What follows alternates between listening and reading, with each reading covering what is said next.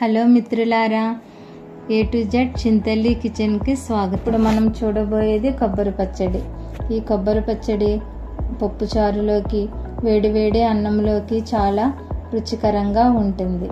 దీన్ని ఎలా తయారు చేసుకోవాలో చూద్దాము. ఒక కొబ్బరికాయ తురుము తీసి పెట్టుకోవాలి.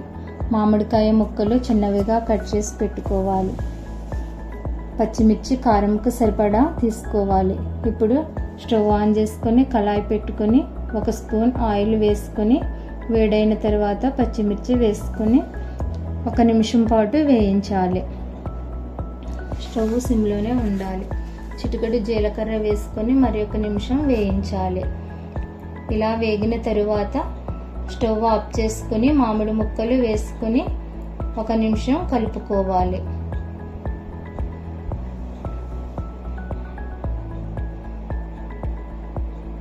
కలుపుకున్న తరువాత 1 స్పూన్ సాల్ట్ వేసుకొని ముక్కలకు పట్టేటట్టు మరి 1 నిమిషం కలుపుకోవాలి. ఇలా కలుపుకొని పక్కన పెట్టుకొని 2 నిమిషాలు చల్లారిన తర్వాత మిక్సీ పట్టుకొని బరకగా పట్టుకోవాలి. ఈ విధంగా పట్టుకున్న దానిలో కొబ్బరి తురుము వేసి బాగా కలుపుకోవాలి. స్పూన్తో కలిపితే సరిగా కలవదు కనుక చేత్తో మంచిగా కలిసేటట్టు కలుపుకోవాలి. కలుపుకొని పక్కన పెట్టుకోవాలి. పోపు కోసం 1 స్పూన్ శనగపప్పు, 1 స్పూన్ మినప్పప్పు, 1 స్పూన్ ఆవాలు తీసుకోవాలి. ఇంకా మీరు ఏమన్నా యాడ్ చేసుకుంటే యాడ్ చేసుకోవచ్చు. 4 ఎండుమిర్చి, కరివేపాకు తీసుకోవాలి.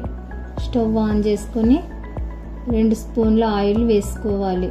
స్టవ్ సిమ్లోనే ఉండాలి. 4 వెల్లుల్లి రెమ్మలు దంచి ఆయిల్లో వేసుకోవాలి. వేసుకొని 1 నిమిషం పాటు వేయించాలి. కొంచెం గోల్డ్ కలర్ వచ్చినాక పోపు దినుసులు వేసి మరి 1 నిమిషం వేయించుకోవాలి. కొంచెం వేగిన తరువాత ఎండుమిర్చి, చిటికెడు జీలకర్ర, కరివేపాకు, చిటికెడు పసుపు వేసుకుని వేయించుకోవాలి. పసుపు కలర్ కోసం వేసుకోవాలి.